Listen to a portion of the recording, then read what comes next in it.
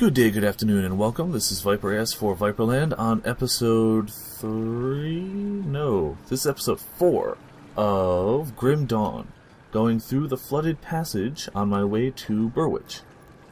This is actually, it's got a lot of twisting and turning passages. There's a lot of different ways to get to the same place.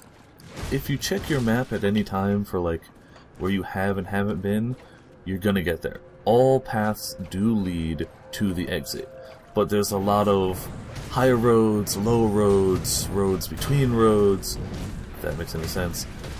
So there's a variety of ways to get there, but if you just keep hitting new areas or even just pick a wall and follow it, you're gonna get where you're going. I just got a level. I'm actually gonna apply that as soon as I kill off some of these spider dudes. And check that one. You know what? I kinda... Nah.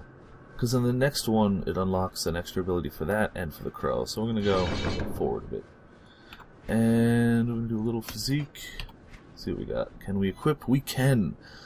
Extra spirit, energy regenerated, and chance of vitality retaliation. I think that just means thorns damage.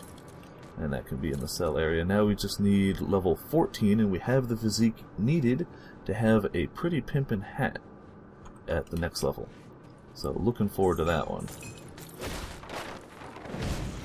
And then the usual, you know, murderized stuff. Standard action RPG fare, of course. The pets do a lot of it. I like to keep up my pew pew fireball, and it works well enough. But realistically, the dog does a lot of the killing for me, which is, you know, that's kind of how pet classes work. For me, at least. Keep an eye on the map occasionally.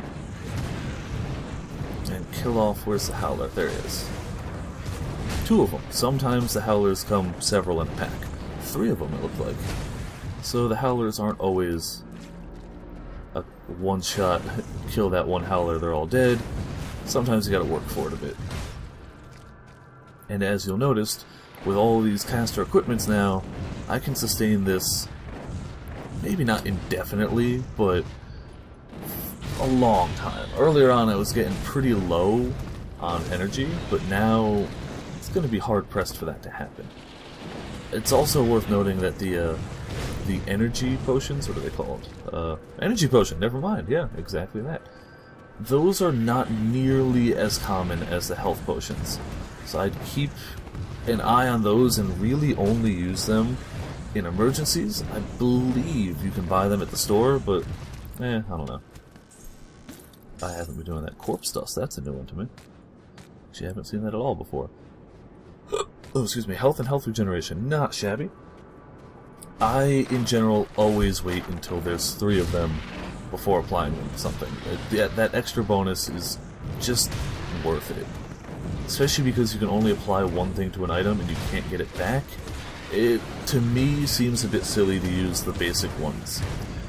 Also, just as the scraps and the aether crystals are useful in a little while, the full, whatever they call them, components are going to be useful. Wait, that one needed 4?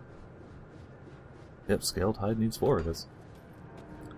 Those will be useful in a while too, so always hold on to those, craft them up, even if they don't give you stats that you're going to use or don't want. Hold on to them. We are very shortly going to be getting a blacksmith, and that blacksmith uses all of these types of things to make magical, rare, cool items. So hold on to all those. You can always leave them in your stash in town if you don't feel like keeping them on your person. I'd rather keep them on my person, but that's just me. I don't think you can craft with them from town either, so you'd have to pull them back out. And I think making pretty good progress towards the boss. The boss of this one has a mildly annoying effect, which we'll probably see shortly. But it's also fairly easy to dodge once you know what he can do and what to look for. So I'll show that as well when we get there. try and take care of all these range guys. Oh, and while I'm thinking about it, honestly I didn't notice this on my own. I'll admit I noticed this because Ziggy D showed it off on his video. But your armor rating is actually per slot. So if you have, let's say, you got great armor except like your boots, when enemies hit you, it appears that they roll an internal die for where they're going to hit you. And if they hit you, let's say your boots are terrible and they roll to hit your feet, you're going to take way more damage than if they hit an area where you are well armored. The point of this is, in a lot of other games you can kind of let things fall behind and it's not all that terrible. It's like, oh, I've got great everything but one slot, whatever. In this game, not the best of ideas. Here is the boss, the Ancient Shambler. So he does a lot of, I'm going to hit you really hard melee attacks, but he also, let's see if we can get him to do it, looks like he's actually focusing on the dog, which is nice for me. He will throw this rock at you, kind of a smallish rock. It's got a fairly slow projectile speed as far as rock throws go, but if it hits you, it will petrify you. Wow, that actually went really easy. First time I did it, he was focusing on me. It will petrify you, kind of like being frozen by those other bosses. And if that happens, he's going to run up to you and he's going to hit you pretty hard. For a melee class, probably not the worst thing that could happen, because you're going to tank a lot of those hits. But for me, it hurt really bad. So watch out for that. He has a distinctive animation for it, but also if you just kind of keep moving a little bit, you're going to be okay. It won't hit you, it's fairly simple to dodge, and now we are actually in the Burwitch outskirts. Here's the waypoint, right there. And if I were to walk a little this way, that would be where the bridge connected. I'm going to have to go over there in a minute anyway. But we should go down here. This is the guy you want to talk to. You want to grab his quest. Just go through his stuff. Yes. He's a blacksmith, but he's a blacksmith's apprentice, but the other blacksmith stole his hammer. He wants it back so he can help out these people and give them tools to fight with. I'm actually going to head back to the other town, sell off stuff, and it'll probably be the end of this episode. But we want that blacksmith. That'll probably be what I do in the next episode.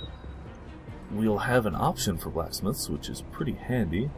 Let's sell off, don't need two-handed swords. Apparently the two-handed weapons are fairly new, only in the most recent patch. So a lot of people are playing two-handed, but I'm not because I like casters. Not what I want. My armor's better. That's just hands down better than what I got. Equip that sucker. No gun.